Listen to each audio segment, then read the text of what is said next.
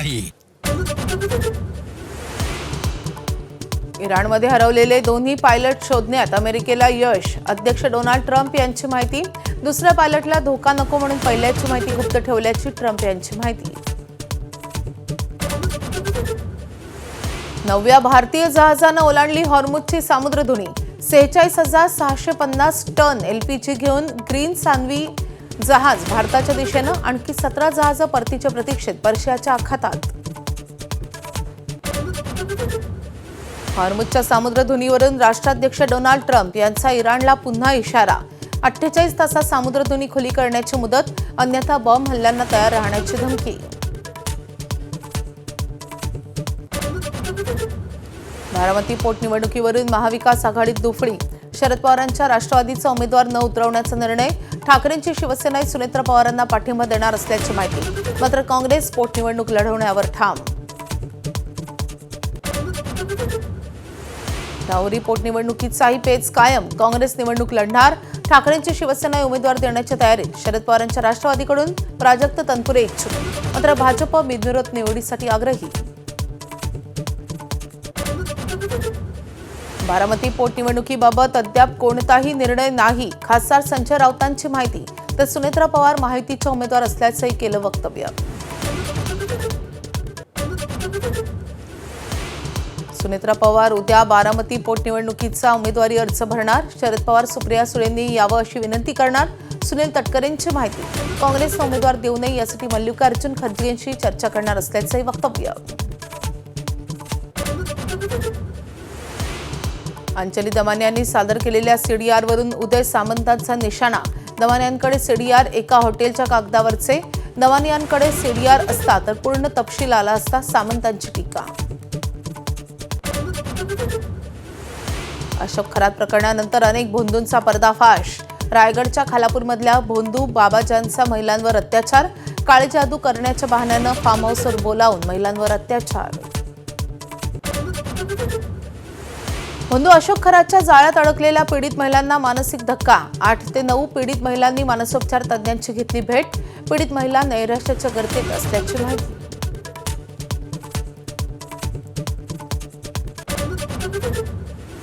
महिलांना संसदेत 33% जागा देणारं विधेयक 16 एप्रिलला मांडणार. पंतप्रधान नरेंद्र मोदींची केरळातल्या प्रचार सभेत घोषणा.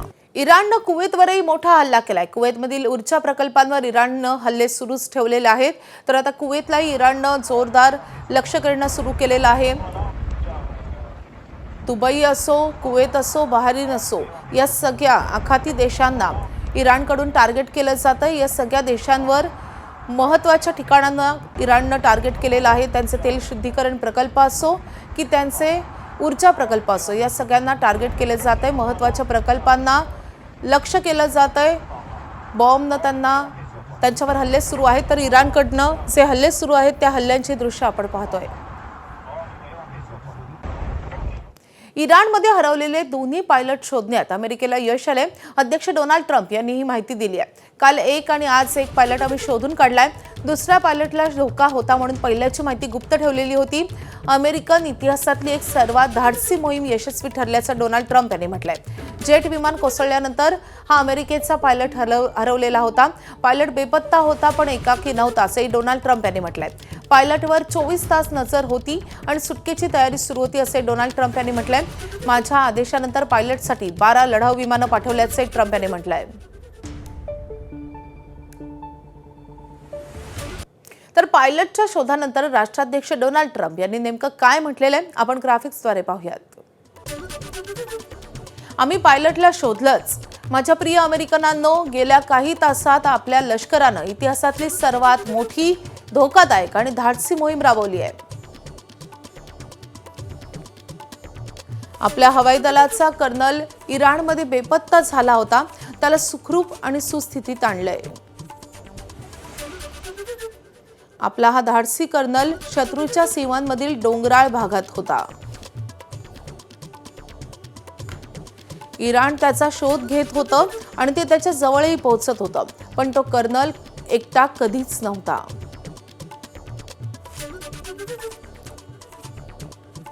आपले कमांडर 24 तास त्याच्यावर नजर ठेवून होते. कर्नलच्या सुटकेसाठी बारकाईनं नियोजन सुरू होतं.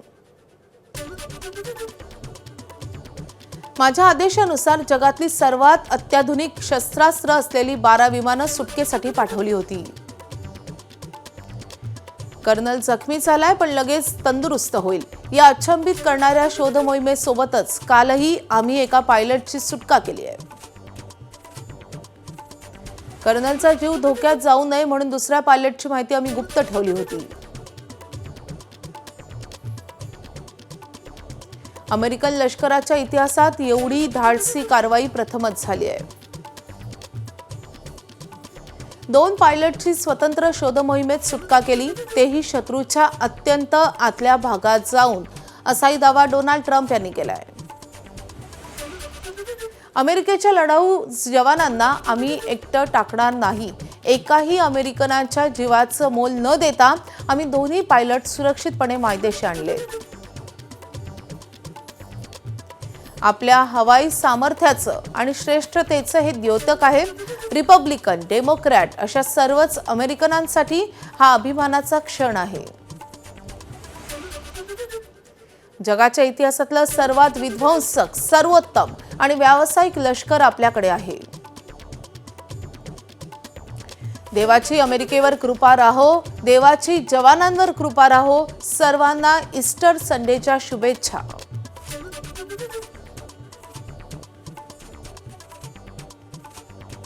दरम्यान एका बाजूला युद्ध तीव्र होते तर दुसरीकडे ट्रम्प यांना हॉस्पिटलमध्ये दाखल केल्याचं काही वृत्तसंस्थांनी वृत्त दिलंय. वॉल्टर रीड या हॉस्पिटलमध्ये ट्रम्पनं दाखल केल्याचा वृत्तसंस्थांचा दावा आहे. ट्रम्प फ्लोरिडाला जाणार होते पण त्यांचा तो दौराही रद्द झालाय. वॉल्टर रीड हॉस्पिटलकडे जाणारे सगळे रस्ते तात्पुरते बंद करण्यात आलेत. ट्रम्पना हॉस्पिटलमध्ये नेल्याच्या वृत्ताला व्हाईट हाऊसनं अद्याप दुजोरा दिलेला नाहीये. मात्र ट्रम्प यांचे सार्वजनिक कार्यक्रम रद्द केल्याचं व्हाईट हाऊसनं स्पष्टीकरण दिलंय. ट्रम्प वॉशिंग्टन DC मध्येच राहणार पण व्हाईट हाऊस बाहेर येणार नाहीत असंही व्हाईट हाऊसनं म्हटलेलं आहे.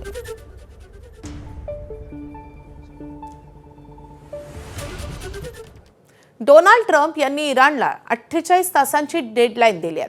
करार करा अन्यथा सर्वात विध्वंसक हल्ले करू असं डोनाल्ड ट्रम्प यांनी म्हटलंय. अमेरिकेची लढाऊ विमानं सज्ज असल्याचा व्हिडिओ व्हायरल झालेला आहे.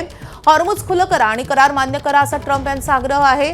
इराणचे 6 एप्रिलपर्यंत वाट बघणार असे डोनाल्ड ट्रम्प यांनी म्हटलंय.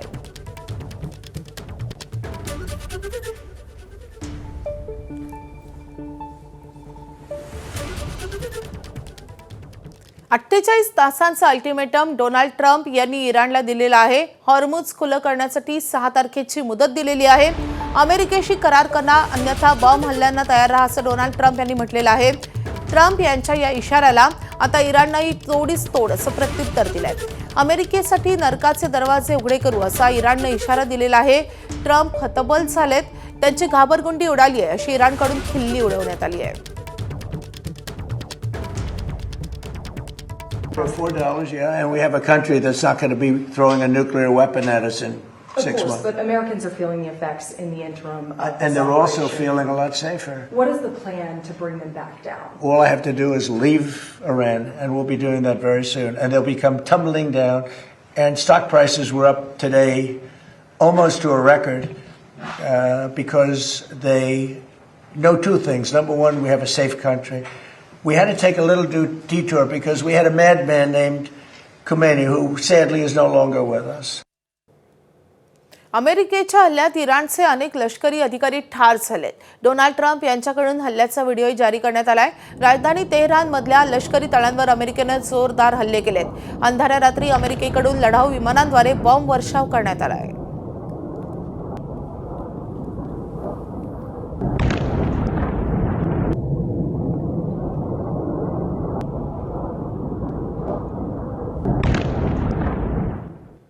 या आखाती युद्धात अमेरिकी हवाई दलाला $200 कोटी अधिकचं नुकसान झालंय. अमेरिकेची 6 लढाऊ विमानं इराणनं पाडली आहेत. त्यामध्ये F-35 आणि F-15 सारख्या आघाडीच्या लढाऊ विमानांचाही समावेश आहे. अमेरिकेच्या 6 विमानं आणि 3 हेलिकॉप्टरचं देखील या युद्धात इराणनं नुकसान केलंय. याखेरीज 17 महागडे ड्रोन देखील इराणनं पाडले आहेत.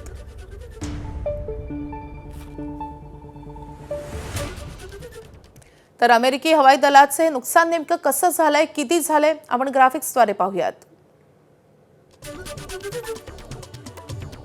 तर इराणनं 4 F-15E लढाऊ विमानं पाडलेली आहेत. नुकसान झालेलं आहे $360 दशलक्ष. A-10 लढाऊ विमानही पाडण्यात आले. $19 दशलक्ष इतकं नुकसान झालंय. E-3 टेहळणी विमानावरही हल्ला झालाय. $700 दशलक्ष नुकसान. एका F-35 लढाऊ विमानावर हल्ला झालेला आहे. त्यामध्ये $110 दशलक्ष नुकसान झालंय. तर 17 ड्रोनही पाडण्यात आलेले आहेत. त्यामध्ये एकूण $510 दशलक्ष नुकसान झालंय.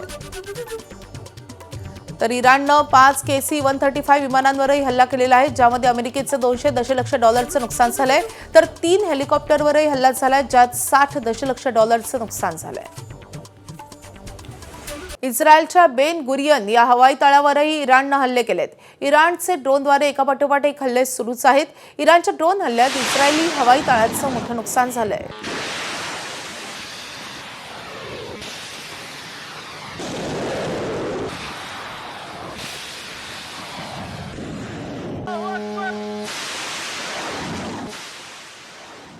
दरम्यान बेन गुरियन या विमानतळावरील या हल्ल्यात येमेनच्या लष्कराचा सहभाग असल्याचं समोर आलंय. इराण आणि लेबनॉनमधील हिजबुल्लासह हा हल्ला करण्यात आल्याचं येमेन लष्करानं म्हटलंय. या मोहिमेला येमेनमधील हुती दहशतवाद्यांचा देखील पाठिंबा होता. यावरूनच आता युद्धाची व्याप्ती वाढल्याचं दिसून येत आहे.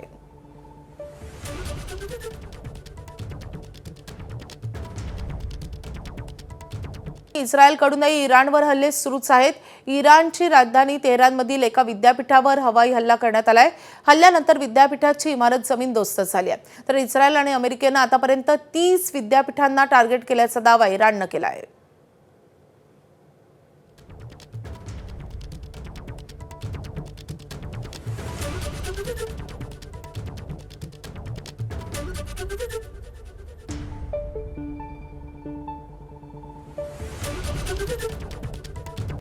दरम्यान आखाती युद्धात भारतासाठी काहीशी दिलासादायक अशी बातमी आहे.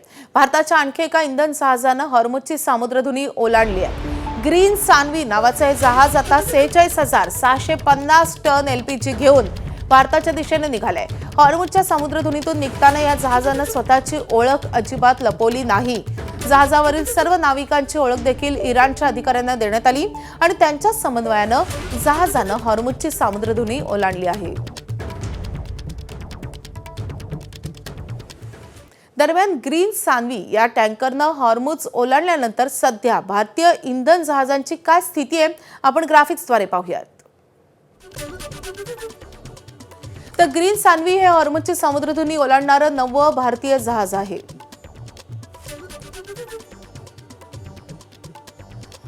यादी पाईन गॅस आणि जग वसंत या जहाजांद्वारे 92,612 टन LPG भारतात आलाय. त्यानंतर शिवालिक आणि नंदादेवी ही जहाजं भारतात दाखल झाली, ज्या जहाजांवरून 92,712 टन LPG भारतात दाखल झालाय. त्यानंतर जग लाडकी हे जहाज भारतीय किनारी आलं आणि त्या जहाजावर 80,886 टन कच्चं तेल होतं. त्यानंतर जगप्रकाश, BW टायर आणि BW एल्म या जहाजांचा देखील समावेश होता. ही जहाजं देखील भारतात दाखल झाली. आणखी 17 भारतीय जहाजं सध्या पर्शियाच्या आखातात आहेत. यामध्ये 3 LPG जहाजं आहेत, 4 कच्च्या तेलाची वाहतूक करणारी जहाजं आहेत, तर एका जहाजावर LNGचा साठा आहे. तर एका जहाजावर रासायनिक पदार्थ आहेत, 3 कंटेनर आहेत, त्यासोबतच 2 मालवाहू जहाजं आहेत आणि 2 देखभालीसाठीच्या जहाजांचा समावेश आहे.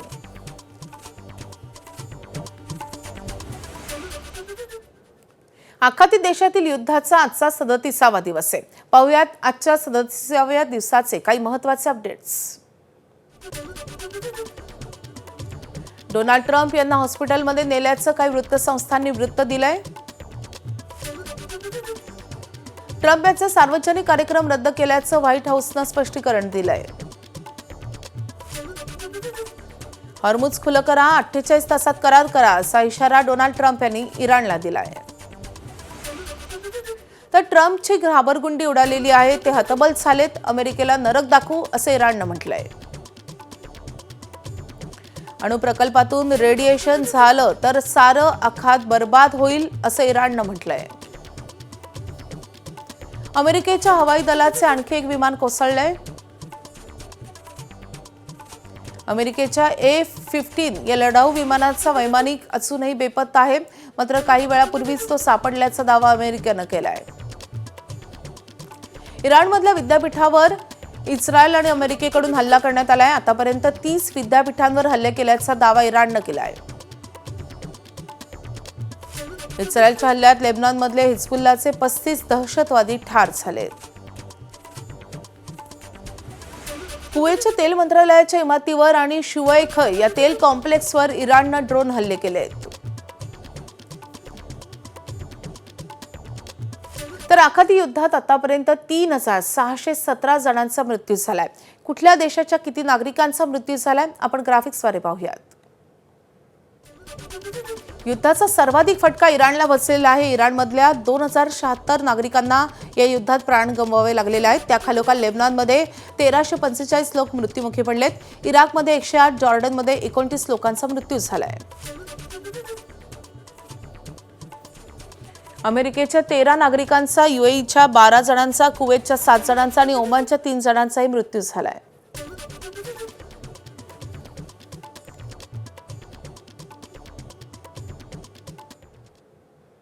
आता बातमी आहे बारामती पोटनिवडणुकीची. बारामती पोटनिवडणुकीत महाविकास आघाडीत काँग्रेस विरुद्ध ठाकरे आणि शरद पवारांचे राष्ट्रवादी अशी दुफळी पुन्हा एकदा निर्माण झाली आहे. शरद पवारांच्या राष्ट्रवादीनं आधीच सुनेत्रांच्या बिनविरोध निवडीसाठी तयारी दर्शवलेली होती. ठाकरेंची शिवसेनाही सुनेत्रा पवारांना पाठिंबा देणार असल्याची सूत्रांची माहिती आहे. मात्र बारामती पोटनिवडणूक लढवणार असल्याचं काँग्रेसनं म्हटलेलं आहे आणि काँग्रेस अजूनही ठाम आहे. बारामती आणि राहुरी पोटनिवडणुकीसाठी काँग्रेस आज दुपारी आपले उमेदवार जाहीर करणार आहे. दरम्यान उद्या सुनेत्रा पवार त्यांचा उमेदवारी अर्ज दाखल करतील.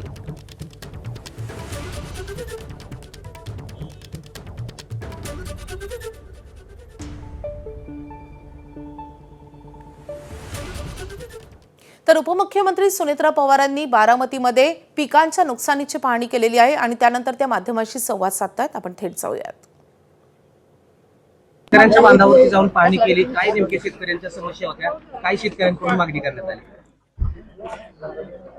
बारामती परिसरामध्ये गारपीट झाल्यानंतर मी पहिल्यांदाच इथे आले आणि माझं कर्तव्य आहे की माझ्या शेतकऱ्यांच्या बांधावर जाऊन त्यांना दिलासा देणं. शेतकऱ्यांचं भरपूर नुकसान झालेलं आहे, तुम्ही सगळ्यांनी बघितलेलंच आहे. आणि खरं बघायला गेलं तर शेतकरी सगळ्याच बाजूने कायम पिचलेला असतो आणि आता इतका अचानक जी गारपीट झाली त्याने तर अगदीच फार नुकसान झालेलं आहे. आणि मी सगळं बांधावर जाऊन बघितले प्रत्यक्ष नुकसान किती झाले ते त्यांनी त्यांच्या सगळ्या भावना माझ्याजवळ सांगितलेल्या आहेत. शेतकऱ्यांच्या बांधावरती जाऊन पाहणी केली. काय नेमके शेतकऱ्यांच्या समस्या होत्या, काय शेतकऱ्यांकडून मागणी करण्यात आली? बारामती परिसरामध्ये गारपीट झाल्यानंतर मी पहिल्यांदाच इथे आले आणि माझं कर्तव्य आहे की माझ्या शेतकऱ्यांच्या बांधावर जाऊन त्यांना दिलासा देणं. शेतकऱ्यांचं भरपूर नुकसान झालेलं आहे, तुम्ही सगळ्यांनी बघितलेलंच आहे. आणि खरं बघायला गेलं तर शेतकरी सगळ्याच बाजूने कायम पिचलेला असतो आणि आता इतका अचानक जी गारपीट झाली त्याने तर अगदीच फार नुकसान झालेलं आहे. आणि मी सगळं बांधावर जाऊन बघितले प्रत्यक्ष नुकसान किती झाले ते त्यांनी त्यांच्या सगळ्या भावना माझ्याजवळ सांगितलेल्या आहेत. ठाणे जेलमध्ये कैद्यानं पोलीस कर्मचाऱ्याच्या कानशिलात लगावली आहे. जन्मठेपेच्या शिक्षा असलेल्या कैद्याकडून मारहाण करण्यात आली आहे. ठाणे मध्यवर्ती कारागृहाच्या प्रवेशद्वारावर कैद्यानं पोलीस कर्मचाऱ्याला जीवे मारण्याची धमकी दिल्याचा आरोप होतोय. भारतीय न्याय संहितेच्या संबंधित कलमानुसार गुन्हा दाखल करण्यात आला असून पुढील तपास ठाणे नगर पोलीस ठाणे करतायत. नव्या भारतीय जहाजानं ओलांडली हॉर्मुझची सामुद्रधुनी. 46,650 टन LPG घेऊन ग्रीन सान्वी जहाज भारताच्या दिशेनं. आणखी 17 जहाजं परतीच्या प्रतीक्षेत पर्शियाच्या आखातात.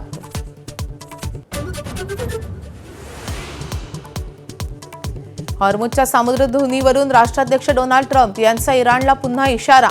48 तासात सामुद्रधुनी खुली करण्याची मुदत, अन्यथा बॉम्ब हल्ल्यांना तयार राहण्याची धमकी. बारामती पोटनिवडणुकीवरून महाविकास आघाडीत दुफळी. शरद पवारांच्या राष्ट्रवादीचा उमेदवार न उतरवण्याचा निर्णय. ठाकरेंची शिवसेना सुनेत्रा पवारांना पाठिंबा देणार असल्याची माहिती. मात्र काँग्रेस पोटनिवडणूक लढवण्यावर ठाम. राहुरी पोटनिवडणुकीचाही पेच कायम. काँग्रेस निवडणूक लढणार. ठाकरेंची शिवसेना उमेदवार देण्याच्या तयारीत. शरद पवारांच्या राष्ट्रवादीकडून प्राजक्त तनपुरे इच्छुक. मात्र भाजप बिनविरोध निवडीसाठी आग्रही. बारामती पोटनिवडणुकीबाबत अद्याप कोणताही निर्णय नाही, खासदार संजय राऊतांची माहिती. तर सुनेत्रा पवार माहितीच्या उमेदवार असल्याचंही केलं वक्तव्य. सुनेत्रा पवार उद्या बारामतीच्या पोटनिवडणुकीचा अर्ज भरणार. शरद पवार, सुप्रिया सुळेंनी यावं अशी विनंती करणार सुनील तटकरेंची माहिती. काँग्रेसनं उमेदवार देऊ नये यासाठी मल्लिकार्जुन खरगेंशी चर्चा करणार असल्याचे वक्तव्य. अंजली दवानी यांनी सादर केलेल्या सीडीआरवरून उदय सामंतांचा निशाणा. दवानी यांकडे सीडीआर एका हॉटेलच्या कागदावरचे. दवानी यांकडे सीडीआर असता तर पूर्ण तपशील आला असता, सामंतांची टीका. अशोक खरात प्रकरणानंतर अनेक भोंदूंचा पर्दाफाश. रायगडच्या खालापूरमधल्या भोंदू बाबाजानचा महिलांवर अत्याचार. काळी जादू करण्याच्या बहाण्यानं फार्म हाऊसवर बोलावून महिलांवर अत्याचार. भोंदू अशोक खरातच्या जाळ्यात अडकलेल्या पीडित महिलांना मानसिक धक्का. 8 ते 9 पीडित महिलांनी मानसोपचार तज्ज्ञांची घेतली भेट. पीडित महिला नैराश्याच्या गर्तेत असल्याची माहिती. उपमुख्यमंत्री सुनेत्रा पवारांकडून बारामतीतील नुकसानग्रस्त भागाची पाहणी. अवकाळीनं शेतीचं मोठं नुकसान. शेतकऱ्यांनी भावना मांडल्याची सुनेत्रा पवारांची पाहणीनंतर माहिती. भोंदू अशोक खरातला फाशीची शिक्षा द्या. राष्ट्रवादीचे खासदार सुनील तटकरेंनी तुळजापुरात मागणी केली आहे. ज्यांचा संबंध आढळेल त्यांच्यावर कठोर कारवाई करा, असंही सुनील तटकरे यांनी म्हटलंय.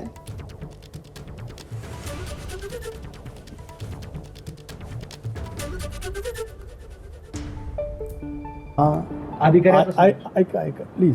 आजचा मी सांगितलं ना, खरात असो कोणी असो, जी विकृत मनोवृत्ती आहे ती ठेचून नव्हे तर जलद गती न्यायालयामध्ये टाकून जे काय फाशी शिक्षा द्यायची असेल ती दिली जावी. आजचा विषय या ठिकाणी श्रद्धेचा आहे, भावनेचा आहे, गेल्या 48 वर्षाच्या परंपरेचा आहे. जरूर त्या विषयावरती यापूर्वी बोललो, सविस्तरपणाने बोललं जाईल. सरकारने SITच्या मार्फत खोलवर तपास करावा आणि ज्यांचा कळत न कळत संबंध आला असेल त्या सर्वांच्यावरती कठोर कारवाई करावी, अशी आमची सर्वांची मागणी आहे. धन्यवाद.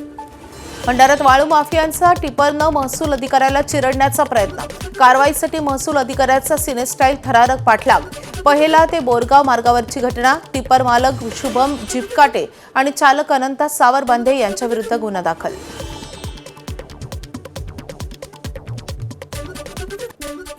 नागपुराच्या गिट्टी खदान येथील बेपत्ता अथर्व ननोरेची अपहरण करून हत्या केल्याचं उघड.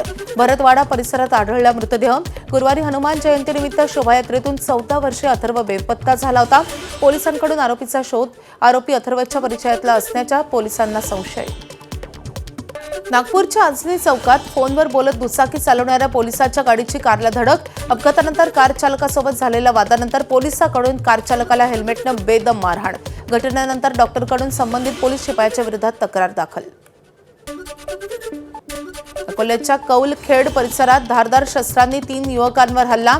धुरंधर चित्रपट पाहून आलेल्या 5 अल्पवयीन मुलांनी केला हल्ला. सीसीटीव्हीच्या आधारे आरोपींची ओळख. दोघांना अटक. सर्व आरोपी व्यसनाधीन असल्याची सूत्रांची माहिती. भंडाऱ्यात रिसॉर्टवर अल्पवयीन मुलीवर अत्याचार. 21 वर्षीय साजिद शेखनं 17 वर्षीय अल्पवयीन मुलीला प्रेमाच्या जाळ्यात ओढले आणि त्यानंतर पवनी तालुक्यातील एका रिसॉर्टवर नेत तिच्यावर अत्याचार केलाय. आरोपी तरुणाविरोधात पॉक्सो अंतर्गत विविध गुन्ह्यांची नोंद. वाशिमच्या पाटणी चौक परिसरातील कपड्याच्या दुकानाचं शटर तोडून रोकड लंपास. चोरीची संपूर्ण घटना सीसीटीव्ही कॅमेऱ्यात कैद. याआधी चोरट्याकडून काही ठिकाणी अशीच चोरी. साताऱ्याच्या माण तालुक्यातील पुळकोटीमध्ये विनापरवाना झाडांची कत्तल. महिलेला अश्रू अनावर. झाडांची कत्तल केलेला रस्ता सरपंचाच्या घराकडे जात असल्यानं ठेकेदार, ग्रामसेवक आणि सरपंच यांनी संगनमतानं झाडांची कत्तल केल्याचा आरोप. मुख्यमंत्र्यांना आणि फॉरेस्ट मिनिस्टरला आपलं म्हणणं एवढंच आहे की 1,000च्या बदल्यात 30,000चं 30 वर्ष सांभाळलेलं झाड यांचं गेलं तर ह्यांना काय दुःख होत असेल. तर तो कायदा बदलला पाहिजे आणि हे जे सगळे गुन्हेगार आहेत यांना कायदेशीर कारवाई केली पाहिजे. तर सह्याद्री देवरेच्या वतीने आम्ही ऑलरेडी त्यांची कोर्टामध्ये केस टाकली. सरपंचाला बी जाऊन ग्रामपंचायतीत बोलली. का केलंच म्हटलं नुजर सूचना तर द्यायची, माझं राहतो नाही इथं म्हणून. तर म्हटलं मला ठाऊ नाही, मी शेताला गेलो नाही. तर माझ्या घरी या, तुझ्या घरी ये, मला पाय नाही. तर म्हटलं तू ये माझ्या घरी, तू झाडं तोडायला गेला होता म्हणून. नंदुरबारमध्ये गुजरातमधून होणारी गुटखा तस्करी पकडली. आयशर गाडीतून 17,61,000 रुपयांचा गुटखा जप्त. महाराष्ट्रात गुटखा बंदी असल्यानं शेजारील गुजरात आणि मध्य प्रदेशमधून होते तस्करी. पुण्यातील विश्रांतवाडी परिसरात भीषण अपघात. भरधाव कार डिवायडर आणि सुरक्षा भिंतीला धडकल्यानं घडला अपघात. अपघातात 4 जण गंभीर जखमी. जखमींवर खासगी रुग्णालयात उपचार सुरू. अकोल्याच्या अक्कोट ग्रामीण पोलिसांकडून हातभट्टी दारू बनवण्याचा अड्डा पूर्णपणे उद्ध्वस्त. गावठी दारू बनवण्याचं साहित्य आणि मोहाच्या दारूचा साठाही नष्ट. एकाच दिवसात 5 ठिकाणी केली कारवाई. भंडाऱ्यात वाळू माफियांचा टिप्परनं महसूल अधिकाऱ्याला चिरडण्याचा प्रयत्न. कारवाईसाठी महसूल अधिकाऱ्याचा सिनेस्टाईल थरारक पाठलाग. पहिला ते बोरगाव मार्गावरची घटना. टिप्पर मालक शुभम जिपकाटे आणि चालक अनंता सावरबांदे यांच्या विरुद्ध गुन्हा दाखल.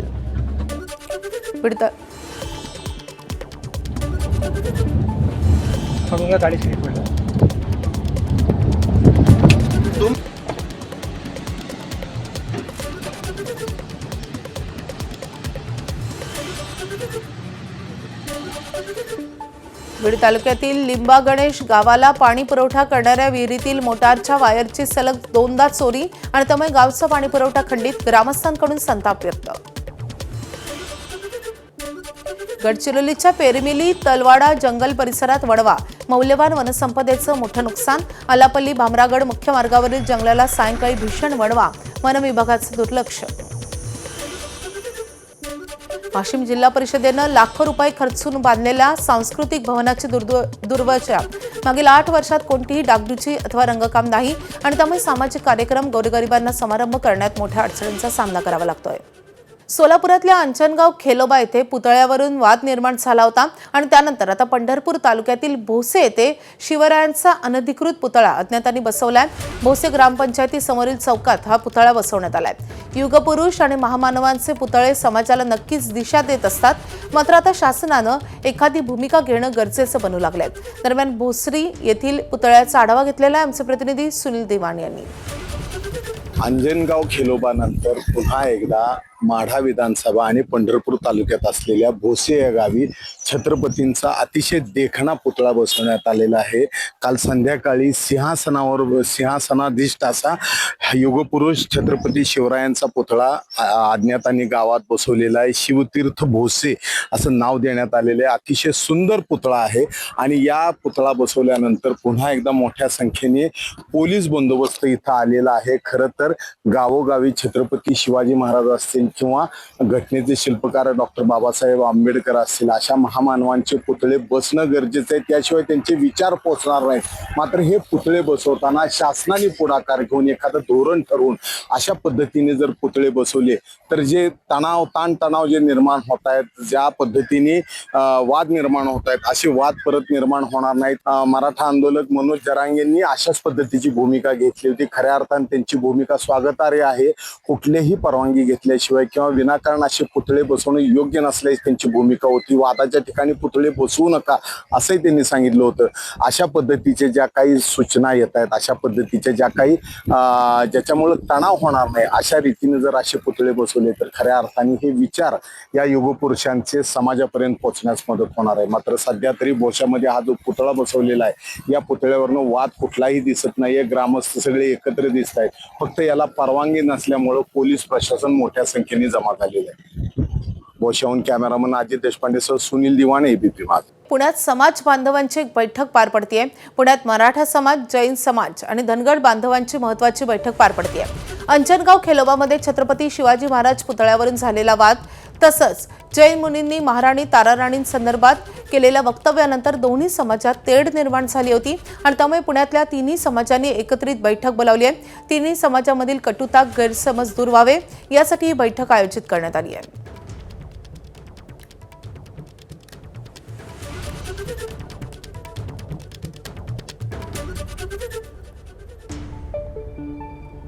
थोड्याच वेळात राहुरी पोटनिवडणुकीसाठी शरद पवारांच्या सिल्वर ओक निवासस्थानी एक बैठक होणार आहे.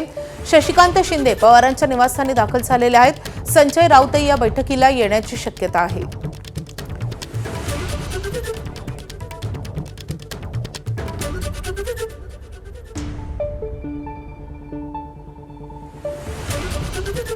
तर राहुरीच्या पोटनिवडणुकीवरून मोठा पेच निर्माण झालेला आहे, कारण महाविकास आघाडीतले तीनही घटक पक्ष आग्रही आहेत.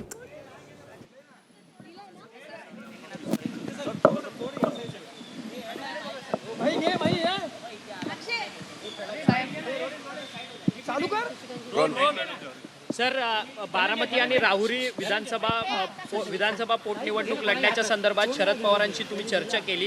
काय नक्की तुमच्या पक्षाचा निर्णय आहे? बारामती विधानसभा पोटनिवडणुकीच्या संदर्भामध्ये त्या दिवशी पक्षाच्या वतीने जाहीर करण्यात आलेलं आहे की अजितदादांना श्रद्धांजली म्हणून आम्ही ती निवडणूक लढवणार नाही.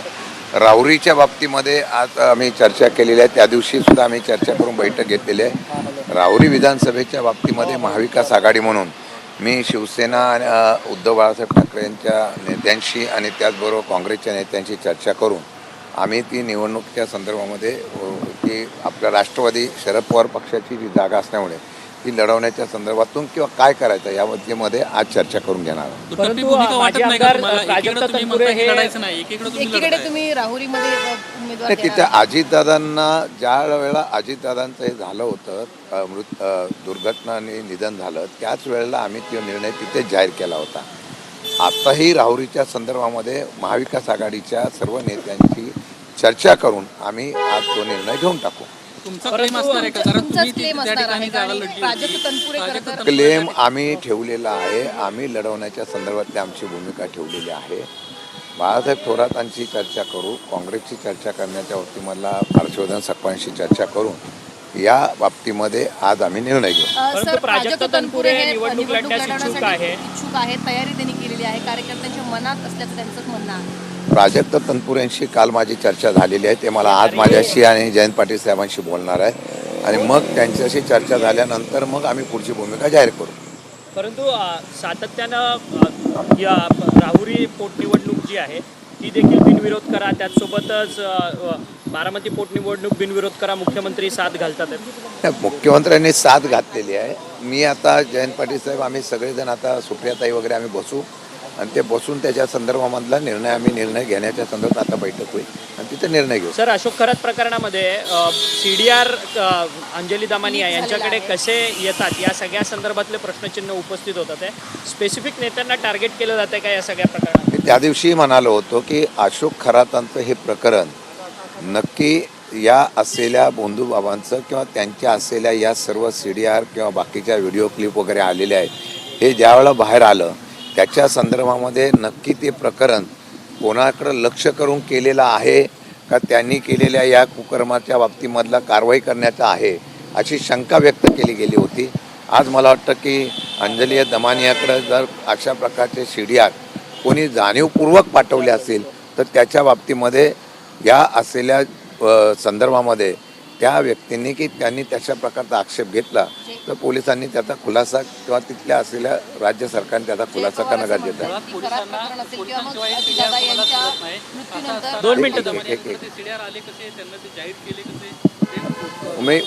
माझं तोच म्हणणं आहे की हाच शंकेचं कारण होत आहे की अशा प्रकारचे CDR बाहेर जातात कसे का कोणी देत आहे जाणीवपूर्वक किंवा कोणाला अशा प्रकारचं टार्गेट किंवा लक्ष केलं जातं का अशा शंकेचं कारण येत आहे. त्याच्या संदर्भामध्ये आता खुलासा त्यांच्या असलेल्या डिपार्टमेंटने आणि राज्य सरकारने करणं गरजेचं आहे. पवार असं म्हणतात की अजित पवार यांच्या निधनानंतर कुठेतरी राष्ट्रवादीला टार्गेट केलं जातं. ते खरात प्रकरण असो किंवा मग विविध प्रकरणावर असो राष्ट्रवादी नेहमी टार्गेट. मला माहीत नाही याच्या बाबतीमध्ये जय पवार काय म्हणाले याच्याबद्दल मला कल्पना नाही, परंतु मला वाटतं की कोणत्याही प्रकरणामध्ये एखाद्या व्यक्तीला किंवा एखाद्या पक्षाला टार्गेट करत नसतील पण तसं करत असेल तर राजकारणाच्या बाबतीमधला ही भूमिका घेतली गेली का याचा निश्चितपणाने विचार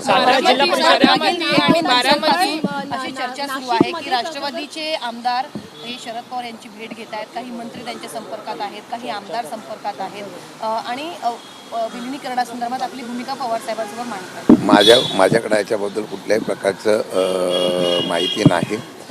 मला वाटतं की विधिमंडळाच्या आवारामध्ये आम्ही बऱ्याच आमदारांशी आमच्या भेट जाते चर्चा होते त्यावेळेला ते अजितदादांची भावना बोलून दाखवता ही सत्य परिस्थिती आहे, परंतु पवार साहेबांच्याकडे त्यांची कोण भेट झाली असेल तरी मला कल्पना काय भावना मांडतात. नाही, ते सांगत होते की स्वर्गवासी अजितदादा पवार यांचा जो विचार होता त्याप्रमाणे एकत्र येणं गरजेचं आहे, काळाची गरज आहे, असं बऱ्याच लोकांनी भावना व्यक्त केलेली आहे. परंतु आता राहुरी विधानसभेची पोटनिवडणूक जी आहे ती तुमच्या चिन्हावरती लढवणार आहात की नाही, कारण की काँग्रेस देखील ठाम आहे स्वतः निवडणूक. म्हणूनच म्हणालो की आता मी साहेबांची चर्चा केल्यानंतर मी आता आज पक्ष कार्यालयात गेल्यानंतर संबंधित असलेल्या महाविकास आघाडीच्या नेत्यांची चर्चा करेल आणि त्याच्या प्रकारची भूमिका आम्ही आज ठरवून घेऊ. सातारा जिल्हा परिषदच्या निवडणुकीमध्ये सभापती निवडणूक पदाच्या संदर्भात देखील तुम्ही सगळेजण तटस्थ राहिलात आणि भाजपला तुम्ही कुठेतरी संधी दिली आहे का या निमित्ताने? भाजपला संधी दिली नाही, उलट भाजपने आमच्या लोकांना फोडलं आणि आमच्या लोकांना संधी दिली आणि खऱ्या भाजपवर अन्याय केला आहे. आता कराडमध्ये 8 सदस्य भाजपचे निवडून येऊन सुद्धा जर त्यांनी 2 फुटीर लोकांना संधी देण्याचा प्रयत्न केला असेल तर मला वाटतं आता भाजपने विचार करणं गरजेचं आहे. भाजपचा स्वतःच्या लोकांना संधी देण्याच्या ऐवजी भाजप जर त्यांच्या बाहेरून आलेल्या लोकांना संधी जास्त देत असेल तर तो नाराजीचा सूर आता भाजपमध्ये उमटायला लागलेला आहे. आणि एक आहे की भयानक परिस्थिती अशी आहे, 10 कोटी आता माझ्याकडे करणे म्हणून सभापती झाल्या, त्यांना 10 कोटी जर मिळाले असते सभापती मिळाला असेल आणि मला कळत नाही, भीतीच राहिलेली नाही. भीती काय राहिली नाही माहिती आहे का, की आपल्याला डिस्क्वालिफाईड करतील, आपण निलंबित होऊ, आपलं करिअर खराब होईल, याची भीती जर कोणाला लागत नसेल. आता विराज शिंदे जे वाई म्हणून त्यांच्या सौभाग्यवती निवडून आल्या, त्यांचे वडील हे डॉक्टर सुरेश जाधव हे फार मोठे काँग्रेसचे नेते अध्यक्ष झालेले आहेत. त्यांच्या असलेले सासरे रतनजी शिंदे हे फार मोठ्या प्रमाणात काँग्रेस संस्कृतीचे मदन आप्पांचे विश्वासाचे, काहीतरी त्या घराला संस्कृती आहे. आता ह्या घरातल्या संस्कृतीत बिघडायला लागल्या तर त्याला आम्ही काय करणार. त्यामुळे आम्ही काल ठरवलं की अशा प्रकारचं जर खालच्या पातळीवरचं राजकारण एक वेगळ्या प्रकारचं आणि सरळ सरळ मंत्री वगैरे सांगतायत त्यांना त्यांचे सदस्य सांभाळता येत नसेल, आता असे जर सदस्य सांभाळण्याच्या संदर्भात मग सगळ्या लोकांना पैसे देऊन टाका, म्हणजे निर्विवाद सर्व सत्ता मग मिळून परंतु न्यायव्यवस्था धाब्यावरती ठेवली का? शेड्यूल 10 वगैरे ह्या 100% गोष्टी असं आहे की कालच्या निवडणुकीला 10 ते 12 वाजेपर्यंत फॉर्म भरायला दिला आणि परवाच्या निवडणुकीला 11 ते 11:30. फार मोठी विसंगती आहे. त्याला कोर्टात आम्ही आव्हान करणार आहोत. हे डिस्क्वालिफाईड होणार. अध्यक्षपासून उपाध्यक्षपासून सगळी निवडणुका रस्त्यावरची लढाई लढली जाणार. तुमचं आंदोलन माझा आजही ठाम विषय आहे. माझा आजही म्हणणं आहे की रस्त्यावरची लढाई उतरली पाहिजे. हा सातारा जिल्हा आहे, चव्हाण साहेबांच्या विचाराचा जिल्हा आहे. मी 100% सांगतो ते सातारच्या जिल्ह्याला अभिप्रेत नव्हतं, ते या असलेल्या याच्यामध्ये पाहायला मिळालं. मी खरंच सांगतो रस्त्यावर उतरल्यानंतर हजारो लोक स्वयंस्फूर्तीने भाग घेतील एवढा मला विश्वास आहे. पण सर्वांना बरोबर घेऊन आम्ही चर्चा करून निर्णय घेतोय. करणे आणि विराज शिंदेची पत्नी यांचा तुम्ही उल्लेख केला, मुळात 10 कोटींची ऑफर त्यांना दिली, त्यांना पैसे दिले असं देखील तुम्ही आरोप केला. हो. दुसरी गोष्ट अशी की या संपूर्ण प्रकरणी आता तुम्ही याचिका तरी दाखल करता, त्यांच्या विरोधात कुठली कारवाई? एक याचिका दाखल झालेली आहे. आता डिस्क्वालिफाईडच्या बाबतीमध्ये मला वाटतं शंभूराजे देसाईंनी कलेक्टरकडे अर्ज केलेला आहे. त्याच्या बाबतीमधला अजूनही कलेक्टरने निर्णय दिलेला नाही, तो राखीव ठेवलेला आहे. आम्ही पण मला वाटतं की मकरम पाटील आणि नितीन पाटील उद्या पक्षाच्या वतीने तशा प्रकारची डिस्क्वालिफाईडची केस करतील. अध्यक्षाच्या जाती दाखल्याच्या संदर्भामध्ये सुद्धा केस दाखल करण्यात येईल. असे वेगवेगळ्या प्रकारच्या 3-4 केसेस या ठिकाणी दाखल करून आम्ही 100% लोकशाही जिवंत ठेवण्याचा प्रयत्न करू. पोटनिवडणुकीसाठी तुम्ही म्हणताय की आम्ही उमेदवार देणार नाही, ठाम आहात, परंतु संजय राऊत बोलताय की महाविकास आघाडीचं अजून काहीही ठरलेलं नाही, आमच्यात अजून मी आजच मगाशी सांगितलं की मी आज त्याच्या बाबतीमध्ये चर्चा करणार आहोत. परंतु सातत्यानं काँग्रेस म्हणते की आम्ही बारामतीमधील निवडणुकीत बिनविरोध होऊ देणार नाही. पोटनिवडणुकीमध्ये मवियामध्ये कुठेतरी अस्पष्टता आहे. नाही, असं नाही आहे. प्रत्येक पक्ष आपली भूमिका मांडत असतो. हा पक्ष भूमिका मांडत असताना त्या पक्षाला स्वतंत्र अधिकार आहे. हे सर्व करत असताना चर्चा करण्याची भूमिका आम्ही करू. त्यानंतर त्यांना काय निर्णय घ्यायचा हा त्यांचा लोकशाहीचा त्यांचा भाजपचे आमदार आहेत टी राजा, त्यांनी एक वादग्रस्त वक्तव्य केलंय की राज्यातले सगळे मदरसे जे आहेत ते बुलडोजरने पाडले पाहिजे. या मदरशांमध्ये खरं तर आतंकवादी ट्रेनिंग चालते, अशा पद्धतीचा त्यांनी उद्गार काढलेले आहेत. आणि नितेश राणेंना आव्हान केलंय की तुम्ही मंत्री आहात तर ह्या सगळ्या गोष्टींची अंमलबजावणी करा म्हणून. सरकार कोणाचं आहे? भाजपचं आहे ना राज्यात. महाराष्ट्रामध्ये राज्य सरकारचा मुख्यमंत्री जर भाजपचा असेल तर त्यांनी हे अशा प्रकारचं वक्तृत्व करण्यापेक्षा मुख्यमंत्र्यांकडे मागणी करा आणि मुख्यमंत्र्यांनी त्याच्यावर स्पष्टीकरण करावं की आम्ही काय करणार आहोत. अशोक खराचं मुंबई कनेक्शन आता समोर आलंय. केवळ नाशिक नाही, मुंबईमध्ये का पंचताराची हॉटेलमध्ये अशोक खरात बसून व्यवहार करायचा. दर दिवशी 25,000 इतका खर्च होता. आता पोलिसांना शोध करून द्या आणि तुमच्याकडे अजून काय माहिती असेल तर ती पोलिसांना पुरवत जा.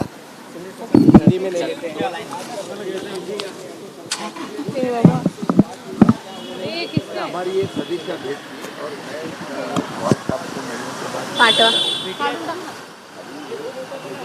त्यांचे एजन्सीला घेऊ दे.